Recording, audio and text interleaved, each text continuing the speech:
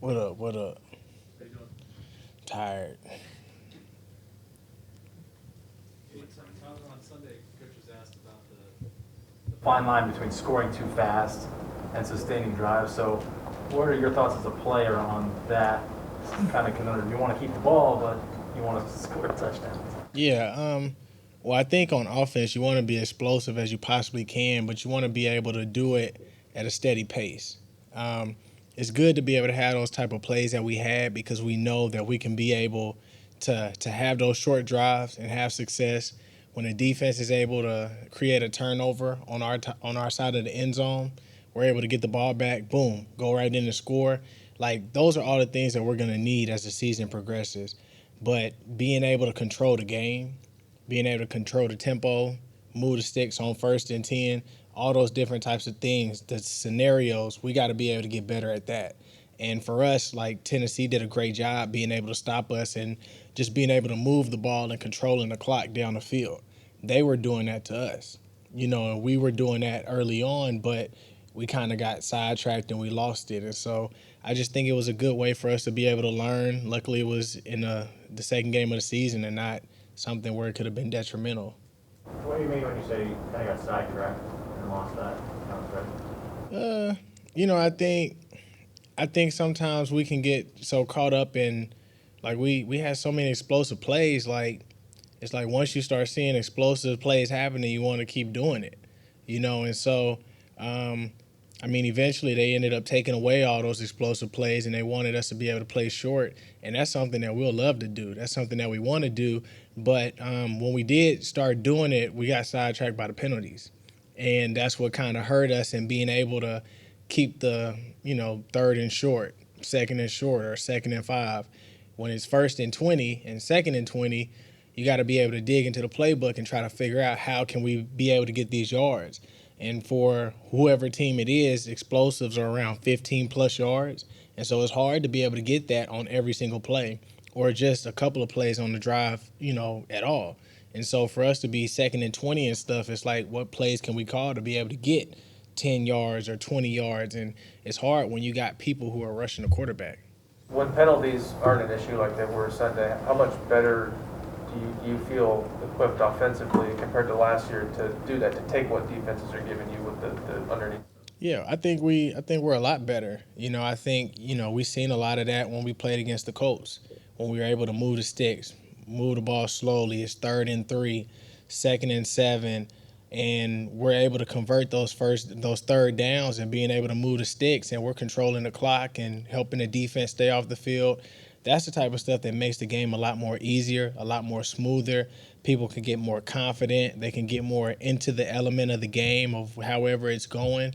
But when you got penalties, that's happening, that's what makes it so difficult for us just to be able to continue to move the ball and move the sticks because we had great first down plays and we were getting 7 yards, 8 yards, it's 2nd and 2. But, you look back and it's flags and that's 10 yards or it's 15 yards and now you got to kind of start over. So that's what really was shooting us in the foot. You eliminate that, I think, our offense looks a lot different in the second half. When you guys had success deep early in that game, did you see them start to adjust defensively and take away the deep stuff and give you guys the open up the underneath stuff? Yeah, I mean, we seen it. And like I said, I think, we seen it and we took it. And the times that we took it, we were moving the sticks, we were getting the first down, we were doing all that type of stuff. 2 minute, you seen what we were doing. It was just when we were even the third quarter, when we got the ball, started the second half, we were still moving the ball. It doesn't mean just because you're moving the ball and you don't score, it's a loss. You're changing field position. And when we were able to do that, you see how much time we're taking off the clock, all that different type of stuff. But for us to go 3 and out and all that different type of stuff just because of penalties, that's what's shooting us on the foot. And it's actually allowing the defense to be out there more on the field when we should be the ones out there more. Pete was up here a little bit ago talking about DK, praising his passion, but saying maybe sometimes it gets a little too emotional over the past couple of games. I'm just wondering if you have any thoughts on that, and if you've had any conversations with him about that. Nah, I mean, I think I trust DK. I think everybody trusts DK. And so for me, like, I let DK play his game. Whatever he needs to do to be able to make sure that he's going to be at his best, I'm cool with it. because when we get into the game, I'm not worried about him on the other side. I'm not worried about him if we're on the same side. I know what he brings to the table. I know what he's going to do. I already know that he's going to get right, and it's because I see it every day at practice. Kind of like y'all was hearing Bobby say, I just think the biggest thing is you get excited about the game and you want to go out there. And I mean, we had no fans last year. Now we got fans and everybody's happy and everybody's excited and the momentum is going and the juices are flowing and you just want to talk and you just want to all that different type of stuff. But I mean, when it comes down to it, man, I know that DK got us. You're off to the best two-game start for a receiver in team history. Does anything feel different for you this season, whether it's you individually or the offense, or is it just kind of the way the ball's been finding you? I feel like the only thing that's different is like everybody's trying to start talking about me, and I just want to kind of like chill and not be in front of the camera, and I just want to kind of do me. But as far as offense, when you get different coordinators coming in, the schemes change, the plays look a little different, the roles that they give you look a little different, and like for me, I feel like I'm back at how I was at K-State, So it's kind of like I told y'all when I first came in. Like when you go to a certain team coming into the league, you don't know what type of philosophy a team has. You don't know what type of route running they want you to do. So there's a lot of stuff that like people, fans, coaches, whoever don't see that players have, because that player has to be able to put it on the side because he has to be able to do what the team wants him to do.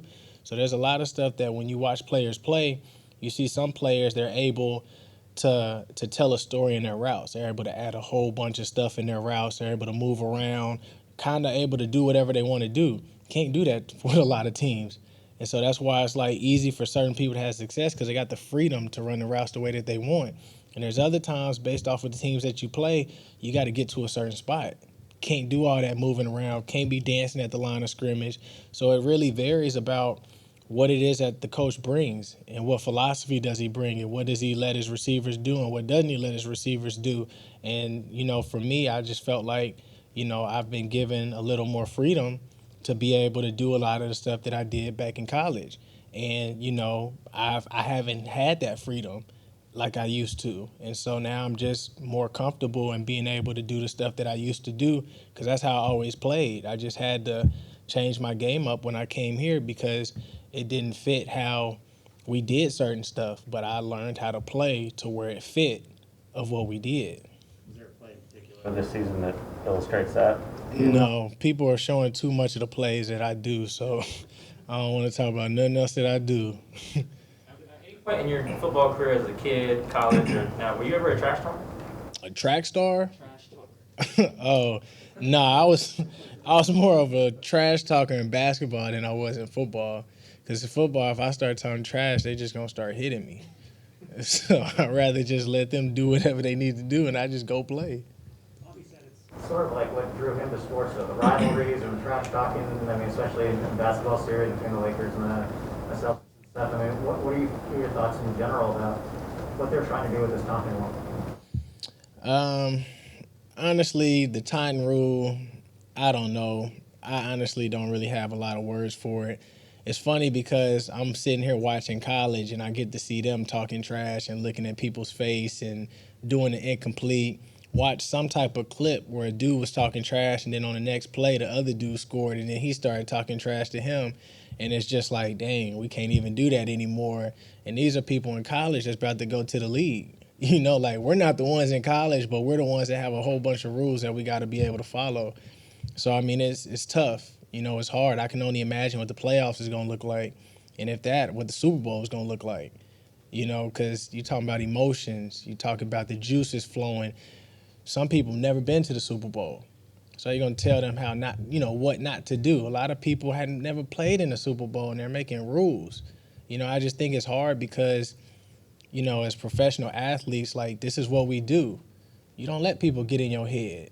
People talk to get in your head. You know what I mean? And that's just a different aspect of the game. You learn how not to let people get in your head, and if they do, you better know how to play because they're going to be coming for you every single time. It's almost like, we got to play football quiet. You can't talk unless it's to your team and stuff, and that's not realistic. That's never how the game was. So it's just hard. Like, it would have been different if we would have started football like that. No taunting. From the very beginning they started football. It wouldn't have been no questions asked. But to let it ride for however long the NFL's been, and now to start putting these different types of rules in, I mean, it takes away the emotions and all that different type of stuff. And so it's hard. You said you'd rather, fly under the radar or whatever right now, but when you're breaking records by like Steve Largent and some of the other receivers who've been here and you're climbing the career list and stuff like that, I mean, does that mean something to you? No. It only means something to me because it means something to y'all. Like, for me, I mean, I never really played for records, and then when you start hearing people talk about records, it make you start wanting to play for records. Like, I never played for stats. I never played for catches. And then you start looking at all this other type of stuff and you start realizing, like, you doing a lot of stuff that you never cared about. So, like, think about when you got incentives in your contracts. Now you worried about how many catches you could get to your incentives than just going to play football. And so for me, like, that's really what I care about. I just want to be able to play football, be the best that I could be, go work out, go do all that type of stuff. But, it's hard because, I was telling one of the guys, I said, if you do bad, you ain't got to worry about talking to nobody. You just figure out how to get better and keep it moving. If you're doing pretty good, you still don't have to worry about talking to people as much. But as soon as you start doing great, now you start getting social media attention. Everybody start trying to post stuff about you, talk about you, and then you got to stand up here and be able to talk. And and it makes it harder to find that me time. To be able to get away from that stuff and to die to that stuff, because all you see is like, he broke this and he's doing this and he's doing that. And so you don't want to get caught up in all that type of stuff to where you start to lose focus on what's important. So for me, that's why I try to do stuff like this year. I want to dedicate, I always dedicate it to God, and that's number one. And I also want to dedicate it to my hometown. So I try to find different ways to be able to dedicate games to people or things back in my hometown that mean a lot to me. Because if I focus on this type of atmosphere where I'm at, it's hard to be satisfied, but when I focus on back home, I'm more so appreciative. I'm more so grateful. I've already won when I look at growing up from back home and where I'm at right now. I got people that's proud of me. I got people looking up to me. I got people that love me and that choose me every day. When I'm in this position, it's hard to figure out who chooses me and who doesn't. Because I'm getting messages from fans. It's only because I'm helping them on fantasy. It's not because they really love me. Like, they love me because I'm doing good. Like, they look up to me because they see what I'm about. But, like, I got people who look up to me and they know some bad stuff that I did. You know what I mean? Like, I got people who look up to me because I grew up in the same area where they came from. So, for me, I try to look at the stuff that's most important. Because when I go back home, I don't need as much money that I made to be happy. But when you come here and you're in this atmosphere of what it's like to be in this 1%, like, nothing is enough. No matter what you get, you always want more. You want to be this and you want to be that. But, like, I'm learning how to be content. But I'm still hungry. But it's just I'm a healthier type of hungry. I'm not trying to eat all this craziness. I'm trying to be able to, like digest everything in a much healthier way to where I can enjoy this stuff for what it really is, rather than being like, man, I need a good game to feel happy.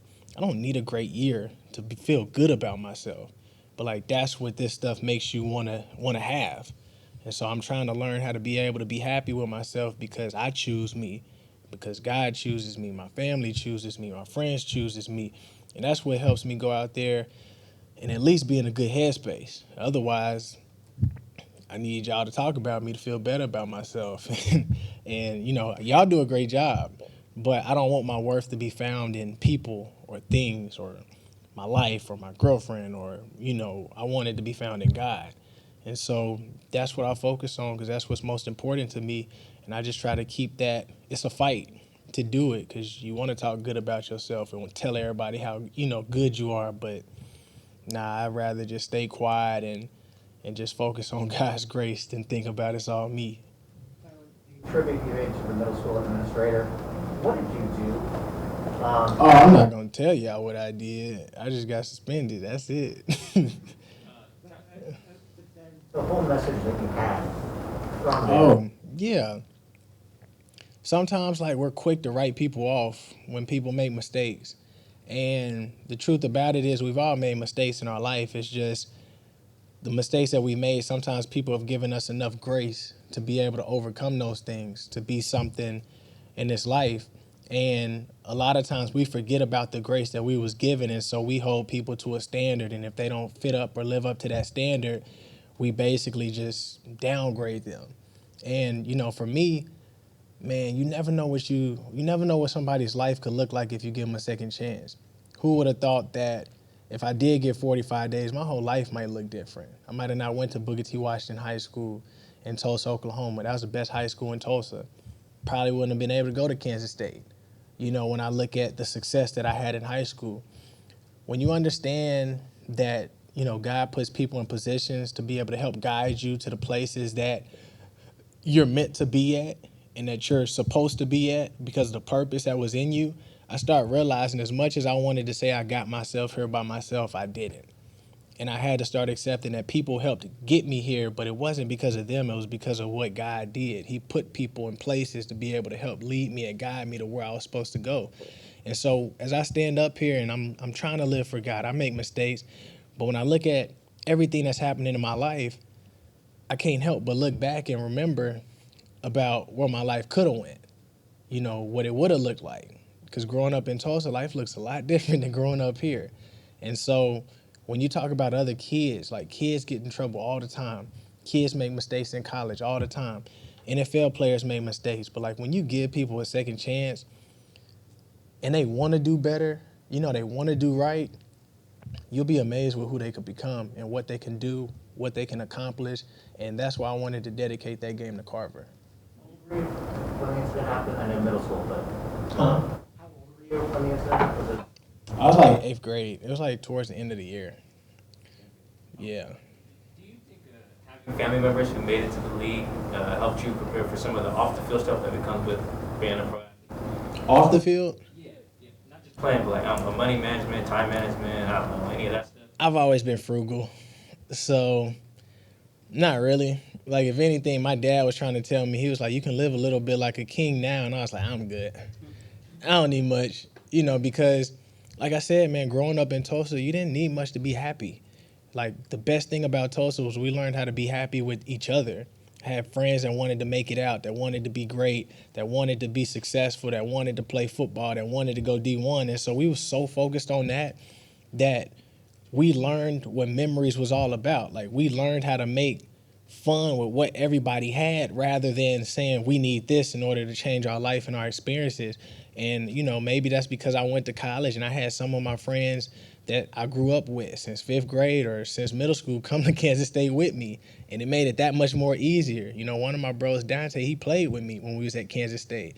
And so then when I came here, you see different people that live in different places, different lifestyles. They care about different things. I never cared about clothes, never cared about cars, never cared about a lot of that stuff. So I was just saving money, but that's because I like to see people win. I like to see people around me that care just as much as I see that they care. I want to see them win, and that's what makes me happy.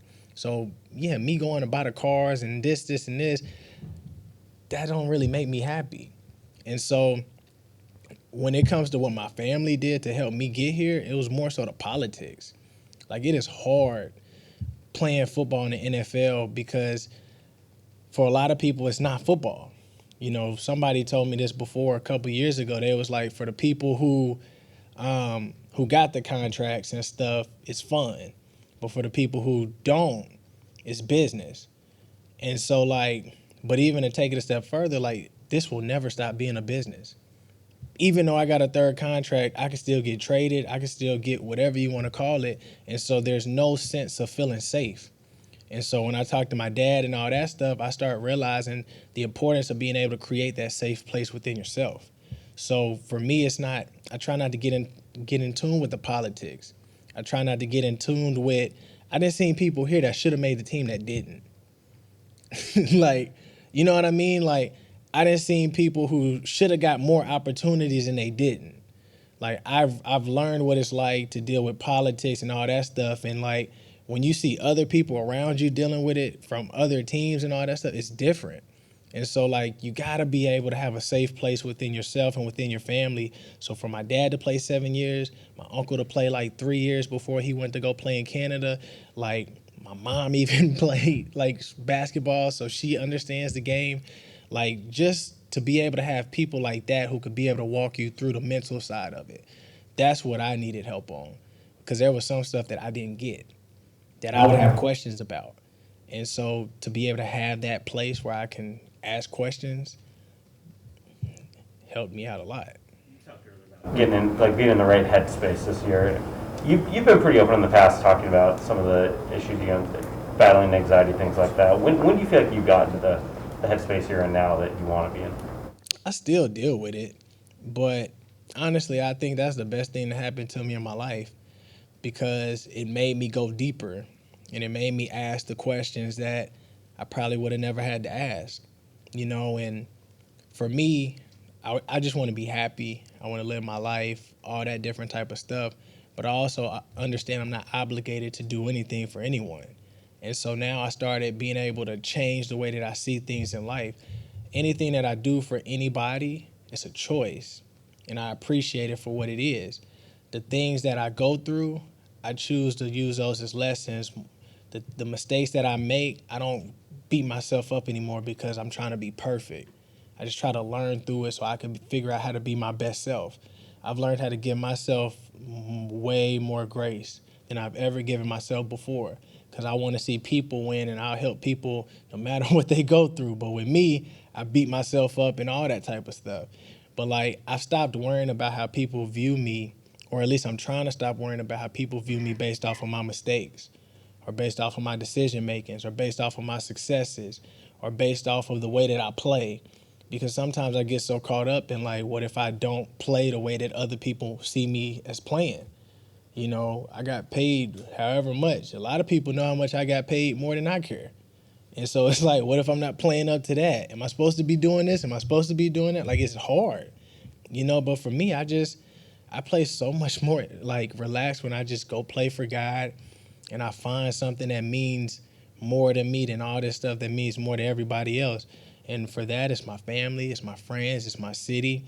And being able to hear people in my city talk about how happy they are for me, how proud they are for me, how I'm trying to be able to bring more exposure to the people, things, events that took place, you know, back in the day before me or after me, that means more to me than any of the successes that I can have here.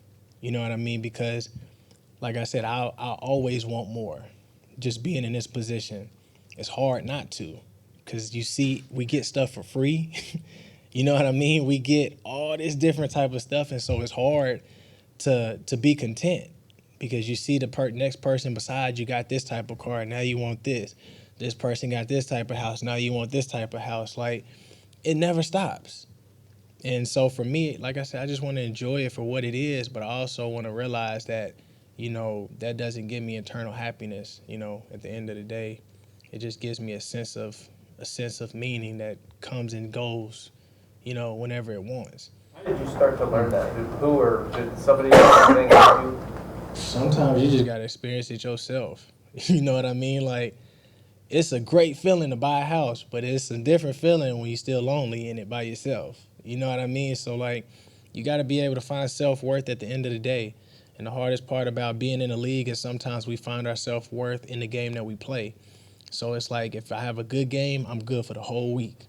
If I have a bad game, I'm upset, I'm sad, I don't want to talk to nobody, I'm ready for the next game just so I can be happy again. And it can't be like that, you know? And so Kurt Franklin said something the other day. He was talking about a spouse, but he was like talking about how it was an addition, you know? And so for me, I started changing the way that I seen everything else. Like, I'm good if I don't have anything in my life, but everything that I do have in my life is an addition. Friends, those are additions. Family, additions. Sports, additions. Money, additions. All this stuff is additions, right? Like me standing up here, addition. All that other stuff could be taken away too. And so those are subtractions. But I want to enjoy everything for what it is. It's an addition. Because this is in my life, it's getting better. Because friends are in my life, it's better. Because family's in my life, it's better. But I'm also good at the same time, because I'm realizing my self-worth. in my sense. And I'm appreciating having family there and friends and football and the Seahawks and people in general. I can see it for what it is and fall in love with the reality of life rather than the imagination that we somewhat get caught up in. All right. Now I got to go practice.